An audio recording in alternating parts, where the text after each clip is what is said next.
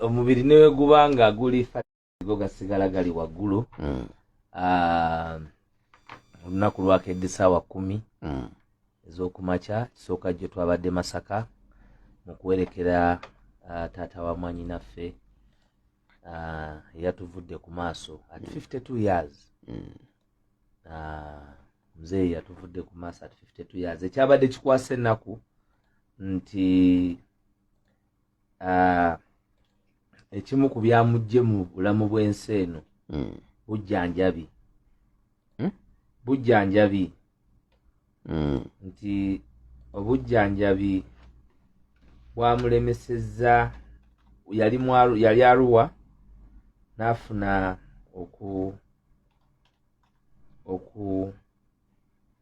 okulumizibwa.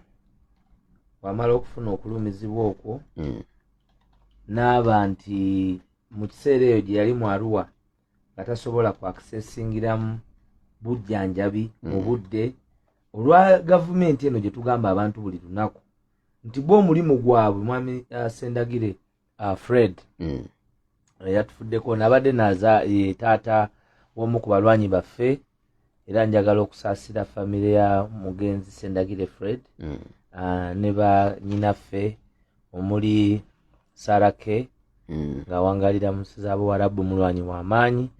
Njagala okuyimirira wamu naye teyasobodde kujja kuziika olw'ebiriwo mu ggwanga nti abantu baffe ate eri gye bakolera baba mu buddu tebasobola kwetaaya. N'ekyokubiri mukaawumuko w'omususa ku nsonga z'okunyigiriza bannayuganda nawe kityo security ye mu kiseera ekyo twali tuyinza giwaako garanti ayinza n'okutuuka. Omanyi bano tebalina mpisa, tebaswala era ne bamubanga bamulemesa okutuuka mu kuziika. So kyabadde kitukakatako nga National Unity Platform okugenda tuwerekere taata wa mwannyinaffe oyo atasobodde kubeerawo naye ate era waliwo wabaddewo era mwannyinaffe Susan abeera e Italy. Tukusaasira nnyo Susan kuba ntiwafiiriddwako kitaawo ne Prince Dennis ono naye abadde mutabani w'omugenzi Namwandu n'abalala mwenna ababadde mu kuziika e Masaka Ekako Nyendo Mukungwe. Twanyoleddwa wamu nammwe kuba ntwaviiriddwako omuntu omuto bw'atyo naye ng'ate abadde wa mugaso. Omanyi omuzadde abadde ow'omugaso omulabira ku baana baalese. Bw'aba alese abaana nga bonna mbamenye nga bankyukakyuka, muzeeyi Mukama Katonda amuwe ekiwummulo eky'emirembe era tumusuubiza nti abaana gye yabaleka balwanira tuliggusa luliba olwo era Sarake najja n'ateekako n'aganzika ku kitaawe Ekimuli. Tuyimirira naye era tuli wamu mu kunyoola okwo wakati mu kusoomozebwa nti ate tulina tukola egy'okulaba nti ensi yaffe Uganda enunulibwa okuva mu mikono gy'abanyuunyuusi, emikono gy'abatemu, emikono gy'ababbi abanyagulula eggwanga lino era nga tebalikozeeyo bulungi nakamu. Olunaku olwaleero ate tukedde mu disitulikiti y'Ejjinja nayo gye tusobodde okwogeraganya n'abataka era nensobola okubaako ne mu nkiiko ez'enjawulo. Ssebo n'Ejjinja buti bateze paalo mbaire eyo nga ndiiko lyokabaako banti obwire ffe tuba tukulinze. So abantu ab'e Busoga nenda okubalamusa mwebale olwaleero byonna betuwayiiya kuva ku nkyo ssaawa ndala paka bwenviirireyo. Buli lwentuuka eyo nongera okwiramu amaanyi kubanga abantu emboozi y'okutoola ku lubambensi yabawoomera nunu era nga bagiri ku ino nga bwe ndi kwogera olwaleero nti we can only liberate our region by seeing that we get the change that we so badly need. Bwe tuvuddeyo tubadde ate n'enkiiko ekamooca n'abaana baganda baffe bannamawulire n'aba online z'ekibiina okwongera okusala entoto butya bwe tu executing emirimu gyaffe mu bwogi ate obutabangawo kubanga tukkiriza muffe nti bonna buli omu bw'azannya paati gy'alina okuzannya ate nakyemalire ajja kubeera bufumo. Lugendo luwanvu naye mukoona era lujja kumala nga lweweta nga ludda ku sayidi y'abannansi. Waiswa, mu wiiki eno ndooza nga twakatandika ndoza ku Mande nafuna mawulire okuva mu kitongole kyaffe kya mawulire wano nti waliwo mu nakibiina kya NUP yawambibwa then natibwa n'asulibwa somewhere. Abantu ba National Unity Platform banji battibwa, banji batulugunyizibwa. Abamu nno nga ne kadi y'obwa National Unity Platform tebagiina, naye wano we basanga abavubuka abasibye enviiri baba ba National Unity Platform. We basanga abavubuka abatalina mirimu nga bambadde red baba ba National Unity Platform. Bwe basanga abantu bonna be balaba nti tebabafuddeeko babeera ba National Unity Platform. Okyobola ba National Unity Platform kibiina ky'abanyigirizibwa. Era kyobola abantu luno olutalo si lwa Kyagulanyi Robert Ssentamu ng'omu muli eyatusobozesa okuba nti ensonga olwaleero ffenna tuziraba era ne tuzoogera. Nti yatuwa omuzinzi nti osobola okuvaayo n'oyogera amazima era abantu ne bakola ki? Ne bawuliriza amazima ago. Nti amazima ago ge twajja twogera era ge gamuweesa mandate mu 2021 okulembera olutabaalo. Kuba singa terwali lutabaalo lwandikomye mu 2021 ng'akalulu kawedde. Naye ate n'aba mwogi nnyo mu bwongo. Omusango twali kweno radio nenga nti gugenze mu bantu. Yes. Nenga nti endipo gye baba kubyo gutwala mu bantu tebajja kusobola kugiwona. Kubanga kooti y'abantu yeetuula weeyagalidde. Ewiiki 2 obadde omuwulira mu kooti y'abantu. Kati amahe gennyini ge galemeddwa. Ge gatankana. Mu wiiki 2 batega bomu ng'etulikanga baluuni ne baleeta General Yoweri Kaguta Museveni n'ayogera mu uniform y'amagye, mu uniform ya prisons, mu uniform ya birthday, mu uniform ya Katonga, byonna ng'akomawo okujja okulaba nti occupying space ya reality ebyaddala ebigenda mu ggwanga Uganda. Ensonga ze tuyimiriddeko ez'okutulugunya abantu kuba kati ekyo kiri mu sources z'amawulire. Ate ng'abantu bangi nnyo ng'ate abatulugunya tebagambwako. Mu wiiki eyo yennyini ennaku z'omwezi nga 23 abaana ba NRM 30 nga bava mu birthday ya Lubambensi jjajja nga bagivuddeko baagenda ne bakuba Omujapani ne bamutta ku Centenary Park. Investor yali ya bookinga mu Hotel Africana. Aba NRM abavubuka 30 nga kiri ku record ne police bata investor nayo nawo okiwulira. Bali bavubuka ba NRM oba bavubuka befujjo? Ba NRM kuba bali bambadde t-shirt za NRM, police ba identifying nti bali bava Kololo. Byenjogera byenanga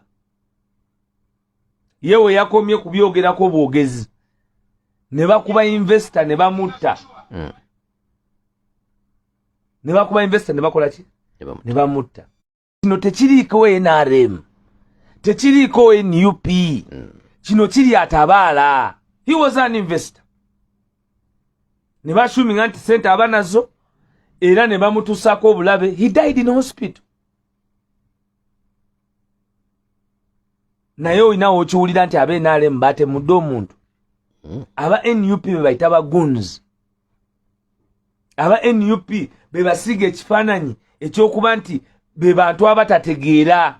Naye abakubye investor, the Japanese investor who was murdered on the 23rd at Centenary Park was murdered by goons donning yellow t-shirts coming from the birthday of General Yoweri Kaguta Museveni. Oba babadde bakyetumye bwetuumi nga bambadde byambali. Ate omukolo gwayita ne bayita abantu baabwe ne babambaza n'engoye. Fenne engoye ezimu ebikolobero ebimu. Poliisi ya NRA egenda engeri gye babba emijoozi bajja ne bakyusa ne bateekawo ebyabwe. It is on public record. Nga 23. Let me be challenged by any security department. Tebanakwatayo omuntu n'omu wadde okuparedinga omuntu gwe baakutte. Era byebyo bye tugamba bannansi nti mmwe mukyali comfortable mu bintu byammwe mu mirimu gyammwe naye ekiri Atabaala because abavubuka be mulese ne bataaye. The best he has done is to keep them nga teba creating a violence. naye we banaatuuka ku time eri bomb gye tubagamba what will you do. A Japanese was killed at Centenary Park on the 23rd in Uganda. Kyokka gye Museveni n'akomawo n'apaledinga ba Malaysian investors nga base investor mu Japan. Because there is a problem in the country. The problem of insecurity, problem ya insecurity gye tulina mu ggwanga kowale eva ku gavumenti abantu abali mu buyinza okubanga tebalina mandate y'abannansi. Kyokka mbadde njagala nzigireyo ono agambibwa okuba mu NUP eyawambibwa nalabye gundi nnyo yabadde akirimu ennyo Derek Nyeko. Ani nsonga ki okutuuka okugamba nti gundi awambiddwa ne batuuka n'okumutta ne bamusuula? Kibalama Taddanga, Kanata Muhammad Taddanga, ffe olutalo lwe tulina na lwaki tukola byonna ebisoboka ku duniya kuno okumalawo ejjooga eritukoleddwako byebyo bye batukoze. Tulina era abantu abaligenda kuddamu kufuna bulamu bwabwe. Busuulwa talifuna bulamu bwe. Bamukwata ava ku katale ng'aleese emmotoka ye yayina emmotoka kanta ng'emmotoka agikolerako kuleeta mmere ne bamusala obwongo buno ne bamugamba Kyagulanyi talifuga, Abaganda temulifuga, kyokka bakeera ku makya ne boogera ku busosoze. His own public record. Ne basala munne gwe baali naye bamusalako obulago ne bakama omusaayi gwe ne bagumunywesa. Kyokka omusaayi gwe baali bamunywesa oli yali mulwadde wa mukenenya. Busuulwa leero alivinga ne mukenenya eyamubwewa aba gavumenti abalwanisa mukenenya abatemu abo.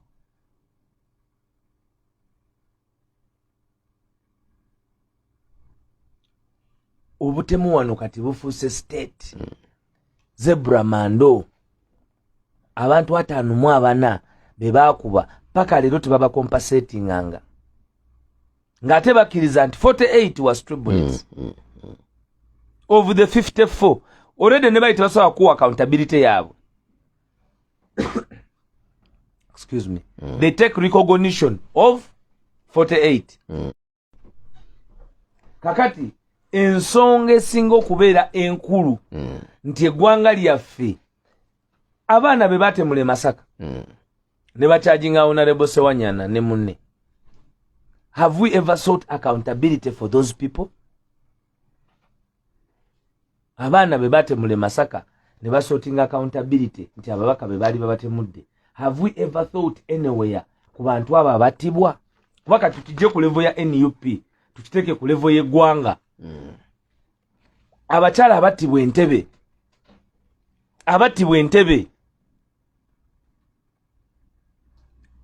omukyala yattibwa Entebbe, accountability ye yabatta tugenda gijjawa.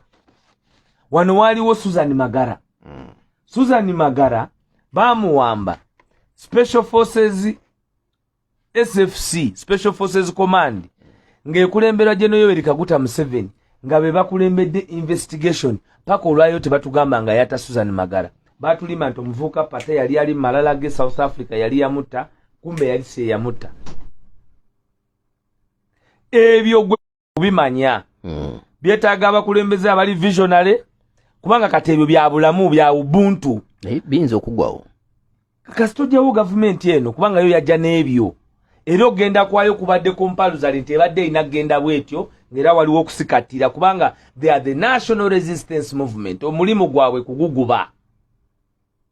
Kati kuno okuguguba kwe kulese insecurity, kwe kulese political insanity. Enso okugwa eddalu mu by'obufuzi kubanga bano abayekera bawamba ensi eno tebagyagaliza kuwangaalamu bulungi wadde bayagala okugikipinga on ransom era okugikipinga ng'abantu bali mu fear. Ng'owunzika ku nsonga eyo Waiswa. So ekintu ky'ettemu mu Uganda bangi abantu abatemulwa. Leero kivuddeyo buvimu lwatu nti kati oyo atemuddwa wa NUP naye ate ffe tetwogerera era tetukoma ku NUP yokka. Abantu bangi waliwo aba NUP, waliwo abantu aba bulijjo kale nga nabo bawagizi banyigirizibwa. Abantu bangi banyigirizibwa Kayongo. Abantu bangi obulamu bwabwe buggwawo. Zebra Mando, Sheikh Kirevu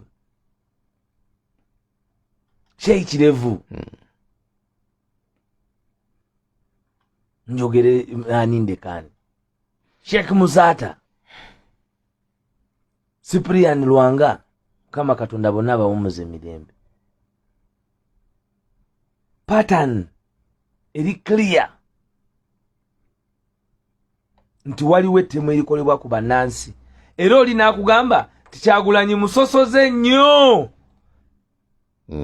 musosoze nnyo tutunuulire abaafa Franka Senteza Rita Nabukenya Cyprian Lwanga Nuhu Muzata bate kati kyogamba ni musotoze Dani yali Dani ani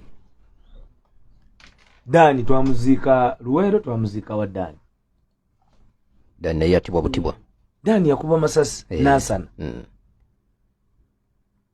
kakati newe twatutunulidde ekyo tusobola okugamba nti amasasi gano masosoze gobe gakwata ba kale ne waife obusuga banu nayo mutyabule oyo bamutomera butomere abantu nayo kamuyati oyo bamukuba masasi yali awereza amere n'abandi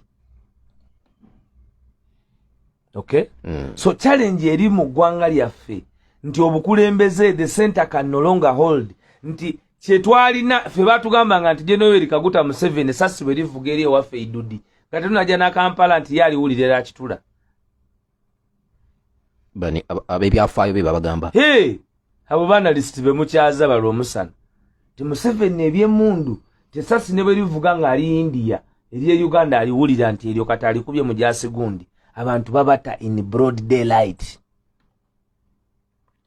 okay era madazi zaabwe teriyo extrajudicial killing teriyo made badde mu Uganda badde resolved eya Kawesi teyali resolved eya Joan Kagezi teyali resolved eya Kigundu teyali resolved eya zonna eya Kirumira teyali resolved eya Susan Magala teyali resolved eya bakyala b'Entebbe teyali resolved kitegeeza nti obukulembeze bwabivaako dda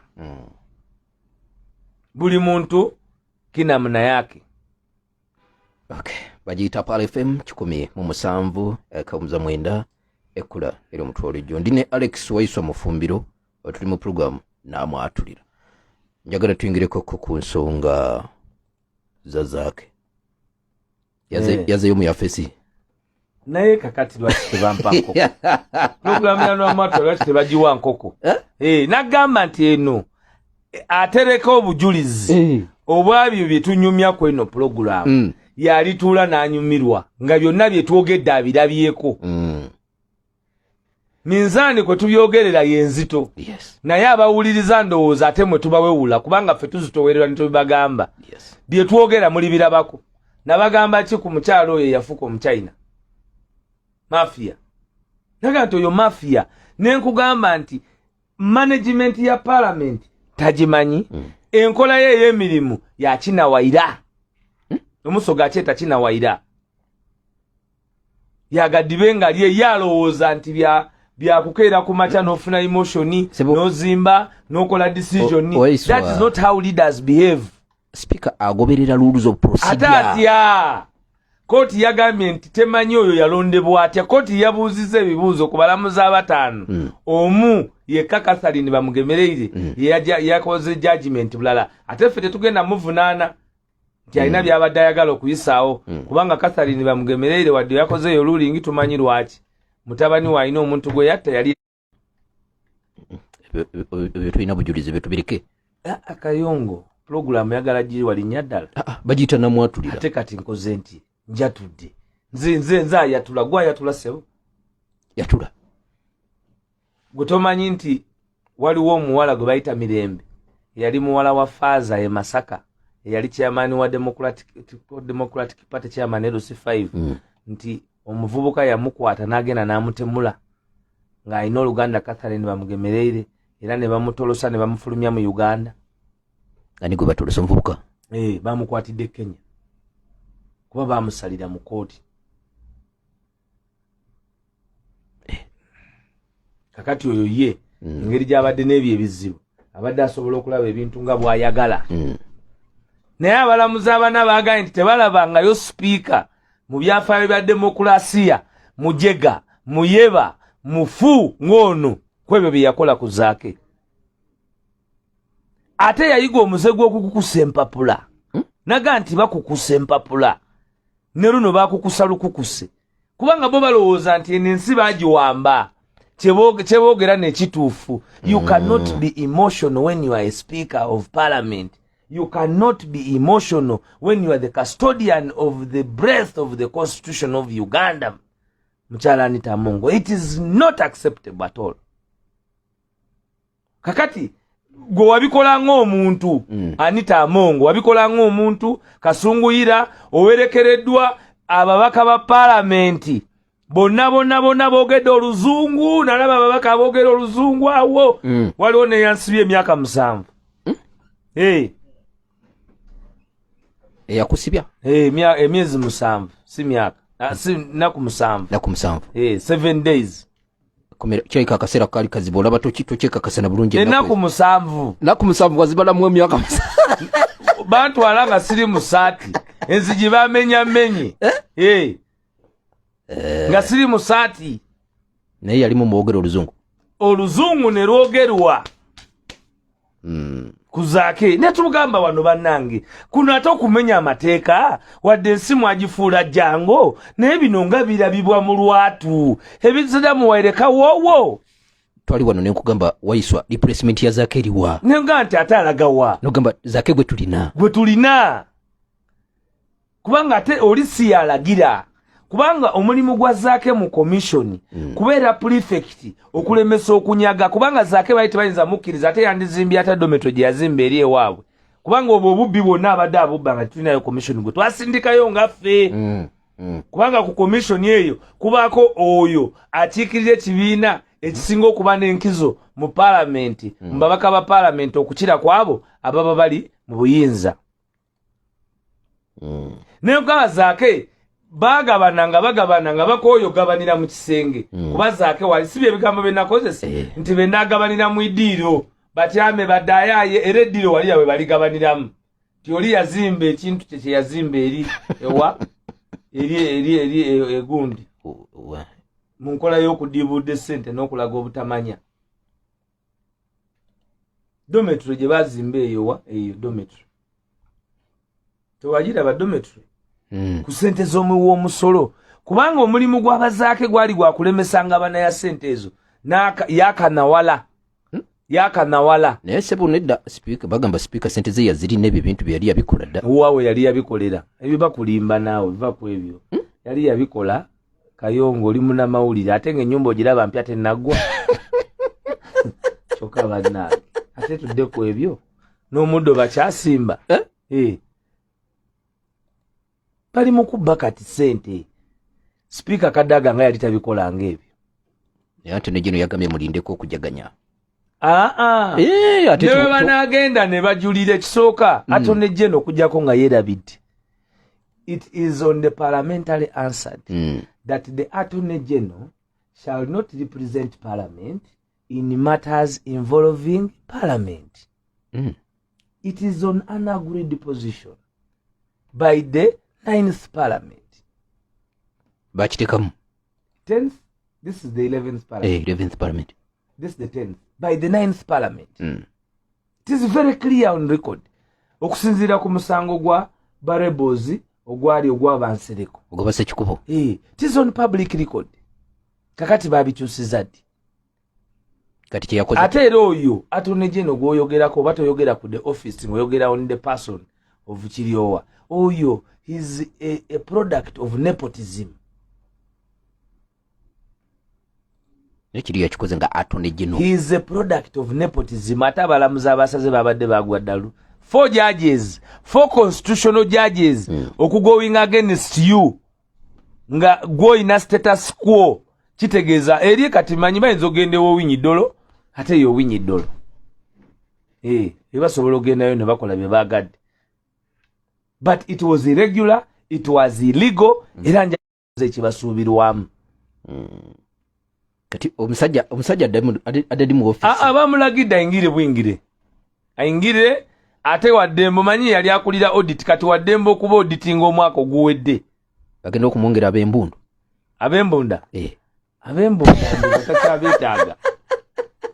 takyabetaaga bangamba nabo baali babaluma nti abeera atya nga abayina n'akasente kano ke baali bagabana nga balina okagabana nga taliimu kuba omanyi sente meka eziyisibwa ne sente ezibbibwamu eyo parliamentary commission kakati appointing authority y'omuntu agenda mu commission abeera National Unity Platform President Robert Kyagulanyi Ssentamu kati gw'ovoota eri speaker n'otuwaako ebiragiro ye indiscipline gye yakola nenkugamba wano doctrine of fair hearing ye mulamuzi ye muwaabi nakigamba wano naye nga tekisobola kuba nga kikkirizibwa mu any basics of the law nabirabyemu ne mu kiwandiiko ruling abalamuzi gye bayogedde kati lwaki tebagendera ku byange bye nali mbagamba wano ku ledi batege paalo batege paalo ate babaako kati ani tolooza taliiko kwali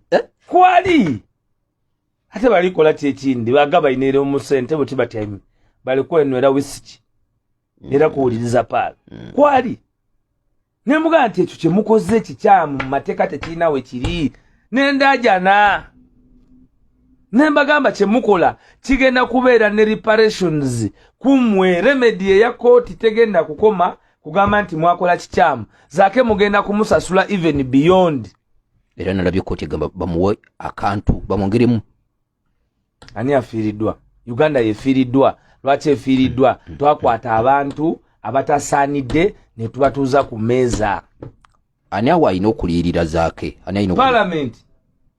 Parliament yakwata jeke sente za muwa musolo gwa zakwata jeke naye nga azikwata jeke olw'ebikola bya Anita Amongo gw'ongamba otya nti ababaka ba Parliament abali mu Parliament balemererwa okulaba tebalina galubindi nga zikimala kulaba nti tebaali bakola tekyali mu mateeka era speaker custodian w'amateeka bw'oba nga tosobola na kutaputa akatabo k'amateeka akatono k'okwata mu ngalo lwaki tebakola oyo speaker abadde yeetaaga kuteekako vote of no confidence n'ava mu eyo entebe lwakuba nti wano ebintu byagadibe nga lye awo ekyamaanyi ennyo ekimugiyisaamu obwesige nga bakuwaddeko olulingi nti gwe bye wakola byali byagadibe nga lye tebibeerako wantu wonna the most incompetent the most inept the most biased the most inconsequential decision to have ever been taken by a person in hierarchy of government has gone on record that it was done by Anita Amongo on public record judicial notice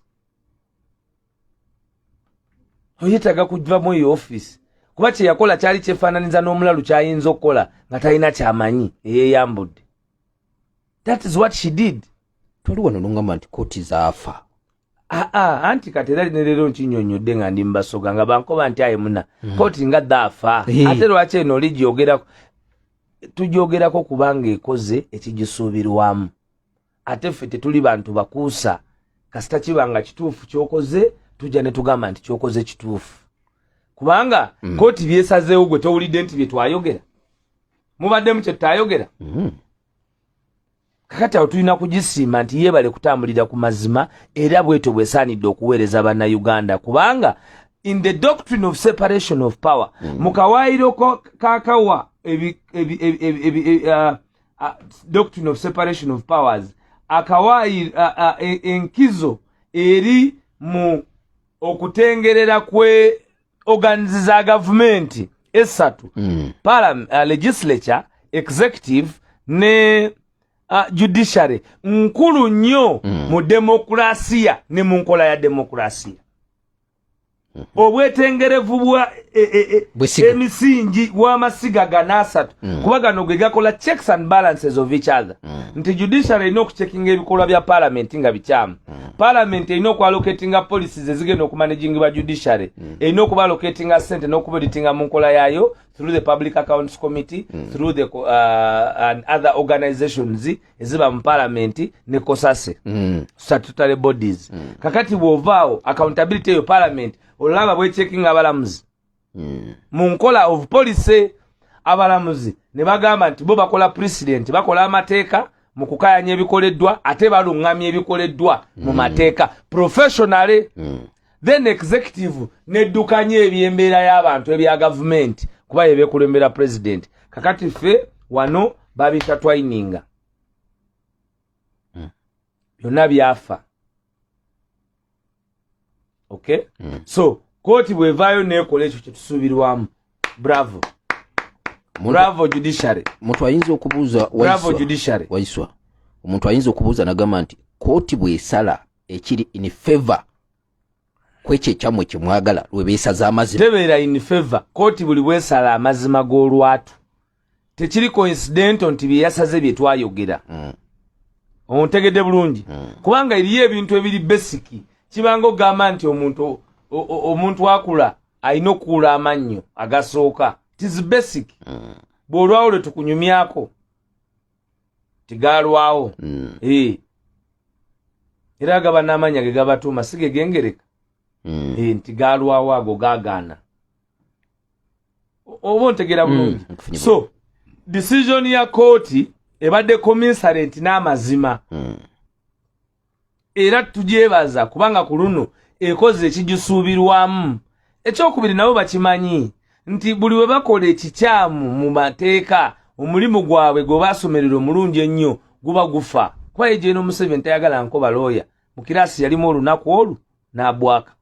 N'agenda wajajja bwaka. Kirasi yaki? Ey'amateeka e Tanzania. Yayingira mu olunaku luti yaje wadada bwaka. Kuba nti ntidda bisobola. N'alabanga bye basomesa bifu. Yaja paka wadada bwaka.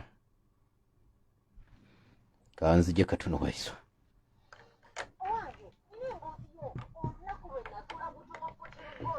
Pale FM ekula eri mutwe buli mwebale nnyo okubanga mugoberera Pale FM.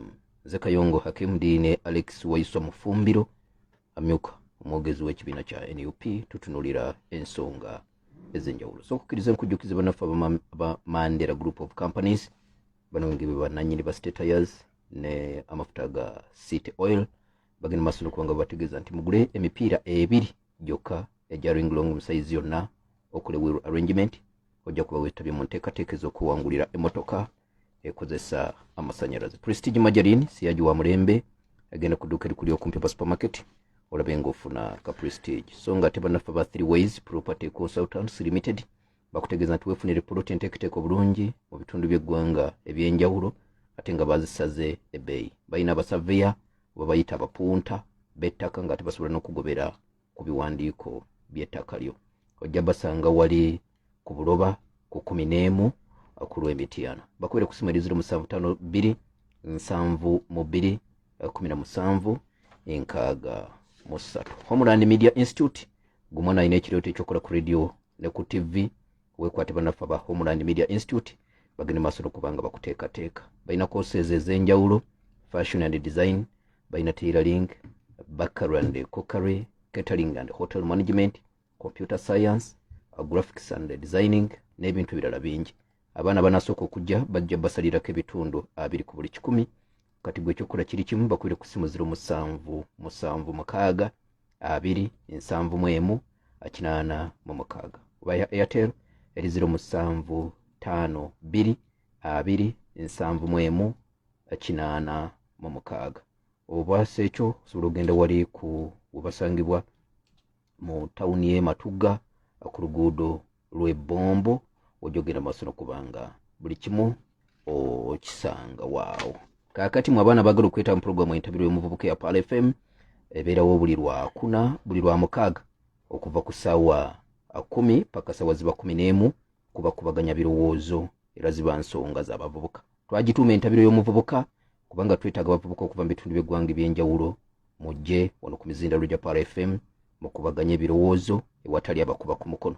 Kati okwetaba mu nteekateeka eno yita ku simu eno eri 0753 23 75 71 0753 23 75 71. Tuli mu program NAMWATULIRA. Okay, bagiyita Pale FM. Waiswa ndozanga tubiri tu ebyabazake tubiwonzika ati tunulireko ku nsonga endala. Nina ekintu kinewuunyiza bucha lubanga lwa Mindi oluganda sirabangako Kyagulanyi ng'ava e Bulaaya n'alangirira nti nkomawo ng'ennaku z'omwezi bweziti. Ku mulundi guno yakikoze era okusinziira ku gundi ze twalabye flyers lulaga enteekateeka y'okukomawo kwa Kyagulanyi akomawo ng'ennaku z'omwezi 5 lwatuuka ku kisaawe Entebbe. kiki lwaki atandise okulangirira lwadda yayiza amalala ekisooka omulundi guno His Excellency Robert Kyagulanyi Ssentamu Abasoga gwe twakazaako eryangobi omwesimu w'Abannayuganda gwe twasiima ne tugemya obukulembeze ne babunagana emmundu abadde n'obuvunaanyizibwa bw'abadde akola emyezi egiyise 3 mu buvunaanyizibwa obwo Abannayuganda tunajjukira nti mu nkola y'abikwase Kyagulanyi akalulu bwe kaggwa ya embarkinga ku process butya bwe tusobola okumamulako nakyemalira nga tukozeseza kye bayita minimal violence lwa nsonga tetugiinaako buvunaanyizibwa kusaidia nakyemalira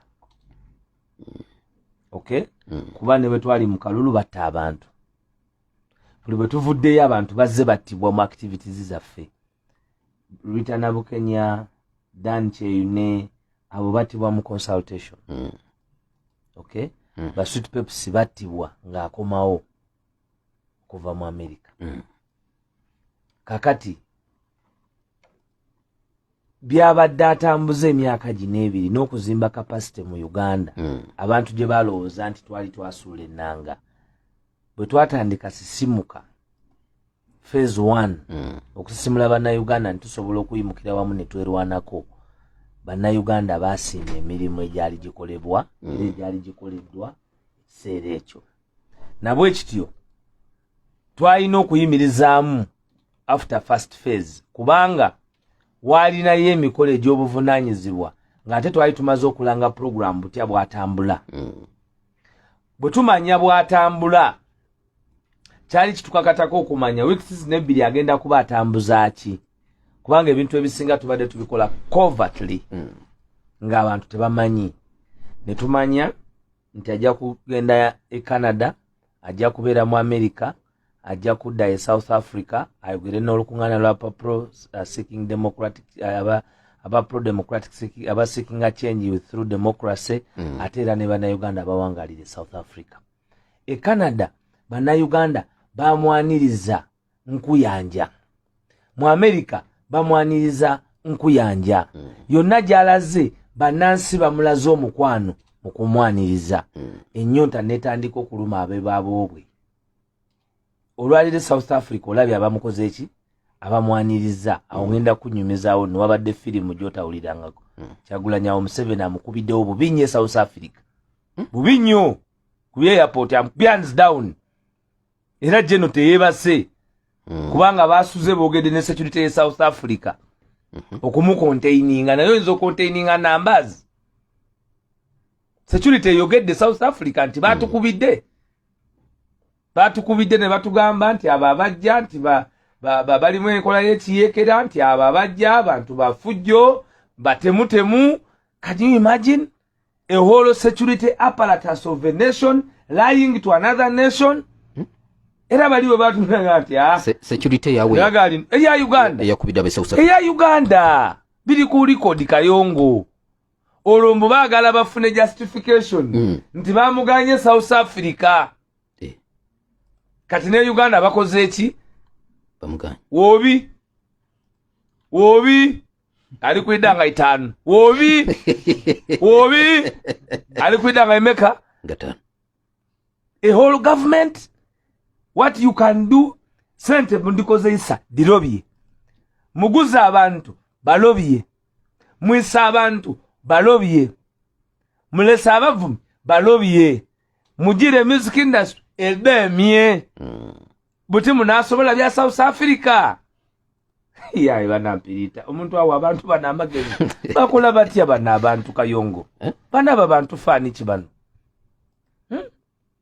security ya Uganda yakubide security ya South Africa ne trading obulimba kati babade South Africa babade bajigambe koleki nti bagane bana Uganda nti bakubide bali naga nti omuntu ajjaawo ye yawangula akalulwe ne Uganda naye aba bagenda okumuliceivinga abamu tebalina mpapula abamu tebalina ki tembakiriza era mbakwate kuba balowooza security ya South Africa engeri gye tuli mu Africa nti eringa ya wano nti okuba n'ofuna abekiwani ne batambuza security egenzo kola assessment ere werekedde muwerekere nga mukungu nga bwe mubuuza nti sebo batulimbye tusonyiwe naye ffe katukole ekyetaagisa and he addressed our supporters in at Oliver Tambo kakati bw'abanga Oliver Tambo airport bamureceivinze nkumuliitu ku Oliver Tambo airport ennyonyi egwawo kumpi buli luvannyuma dakiika emu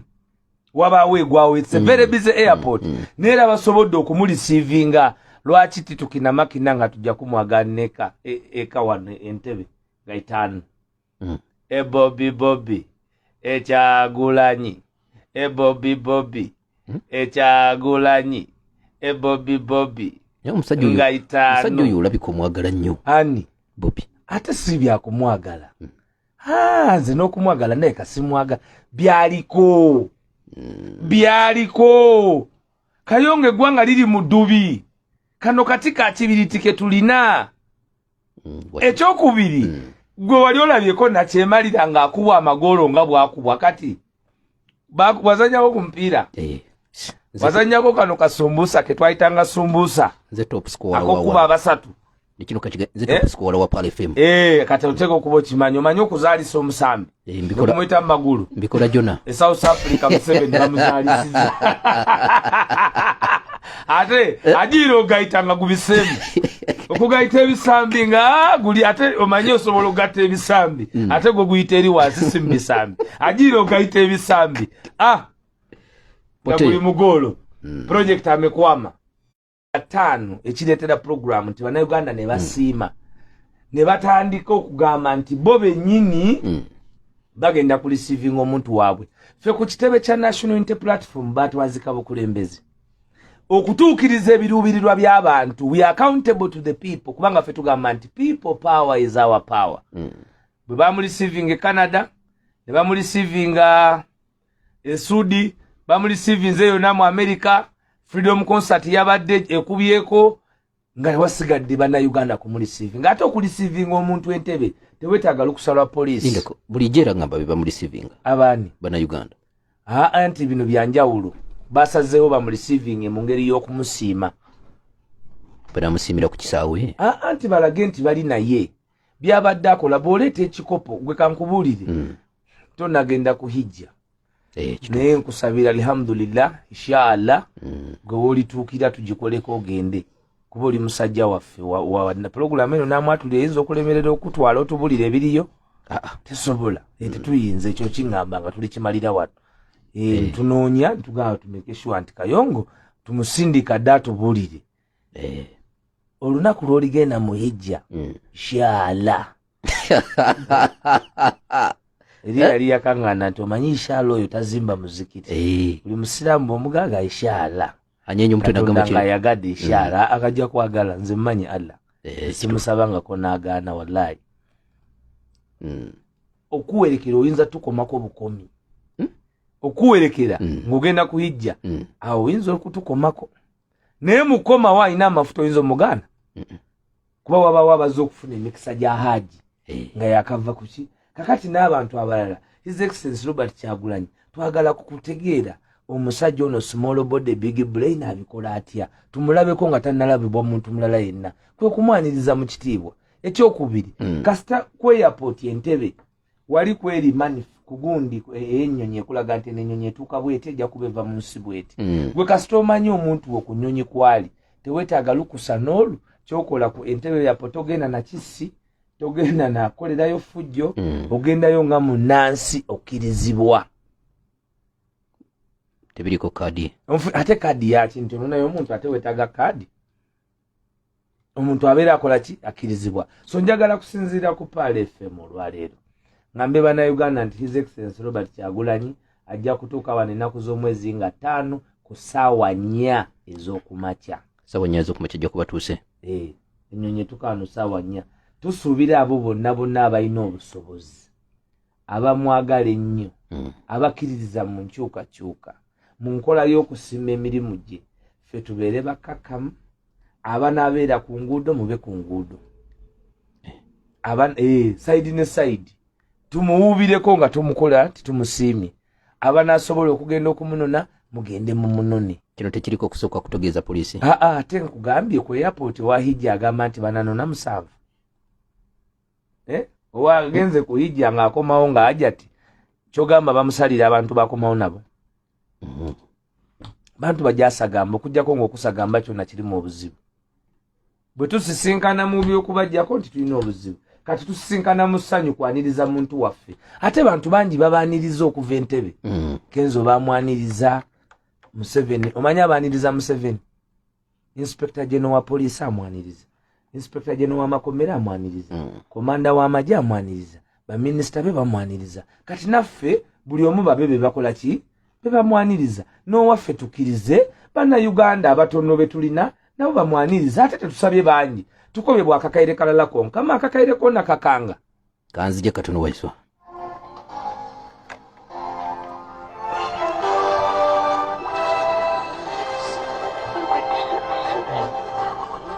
Pale FM ekula eri omuntu wa bulijjo. Muzukulu wa Jjajja Budda Kayongo Hakim zene mabiga w'emizindaalo.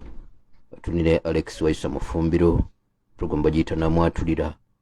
Tusinzira wano tutegeeza eggwanga ebintu ebinene bitago kubanga bitunulwamu nayo. Yongerangako ntusinzira ku lusozi oludi Kampala. Ku lusozi oludi Kampala. Lusozi olutuddeko obusiraamu.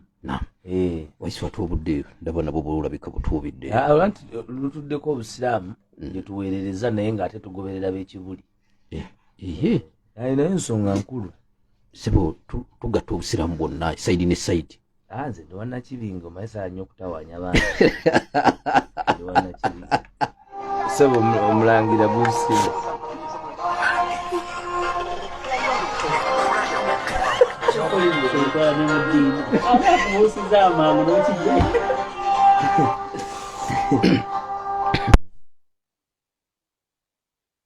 Mwenda ekula eri omuntu obuli Waiswa tusibula eggwanga.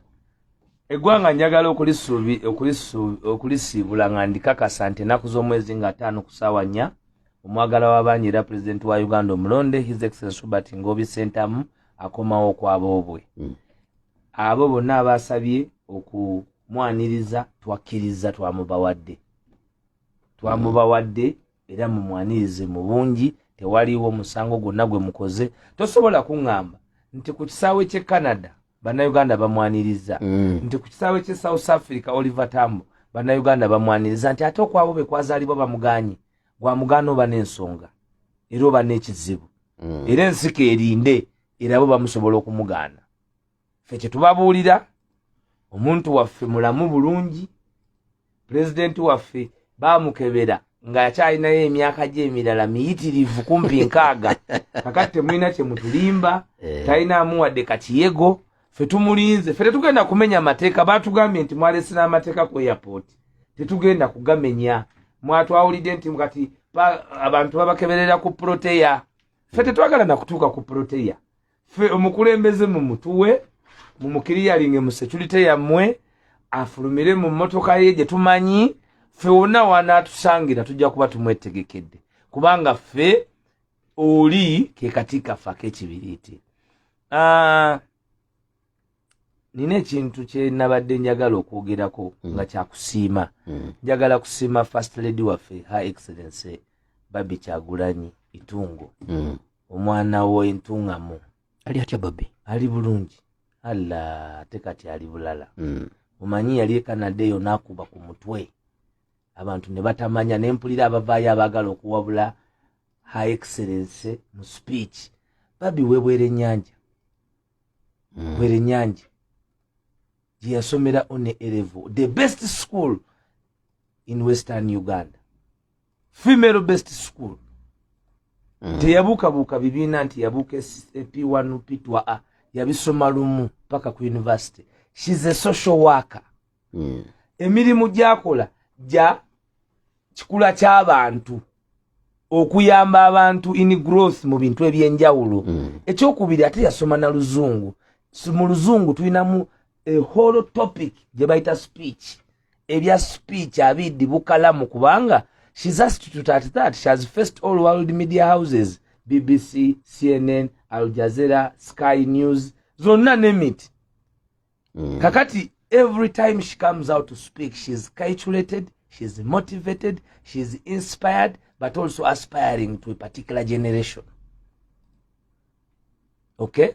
Era fetwagala okumusiima baneesayers bo eri bangambye nti oli oweri buli waawulira nga anti bava ku kyalo kyekimu nga bakaayana ate bafulumya akatambi ebiseera ebyo nga General Yoweri Museveni era naye akaayana nti Bobi temumulonda hati shimu amulonda nti n'omuko n'ebiki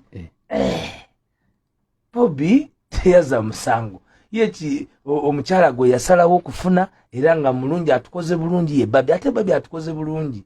Just imagine okutu accommodating okuva mu lifestyle yaabwe gye baalimu fena ne batugulira gate y'ewaka ba politician bameka gy'omanya amaka gaabwe mpa babiri oba basatu batono naye ku level yaabwe Bobi yatugulirawo fena abanga atuleze ne tubanga atuleze okuba ntusobola n'okuweereza ensi with experience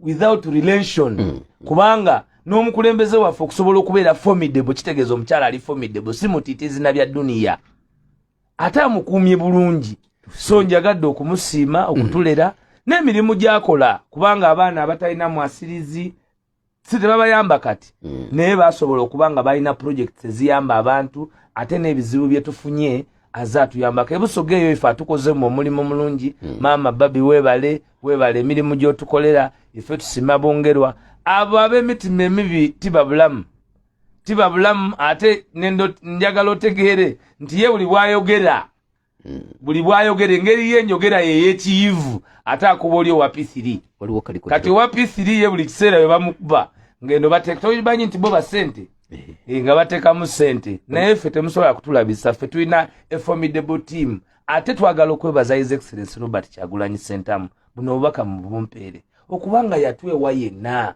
n'asacrifice nga ye ng'omuntu naye n'omukyala n'atamulekaayo. It is in every revolution where the revolutionary leader has the support of the wife as a revolutionary follower, the revolution is always a success. Look at it in France, look at it in South Africa, look at it everywhere. This one must not be in isolation. We are grateful, Mr. President, and we are grateful, Her Excellency Bobi Kyagulanyi Itongo. Barumye. Kangambire mu Lusoga nti tebamwiddi. Bobi tebamwiddi. Tebamwiddi. N'ebyo kana akayimba gwe tokamanyi kankakubulire tufundikire. Kakulu ebyo buyimba wano oyagala gwe tokamanyi. Waiswa oyagala kungu. Anti ngamba ab'entebe ka security. Mpereza security walubambe NAMWATULIRA. Waiswa abakulu bakoba babeera bazaalawa lwaki otintima ate tosobola kubanga batintima ametintima naye nagamba project Makwamo ogiraba weeri kati eriwa eno gye balina ottega paalo era ndowooza nga tani abantu ogenda baweereza butereevu emikolo gyonna wano tuweereza live n'ekinaaba nga 5 mu Kampala nze muzukulu ate abeewo simanyi kyoliko ye oliko bakinga wazirayo nze nakubyedde eri t-shirt eriko akagambo nti naliyo ate bwe njijjamu yakutereka abadani. Assalamu alaikum warahmatullahi wabarakatuh. Tulabagane nga 5.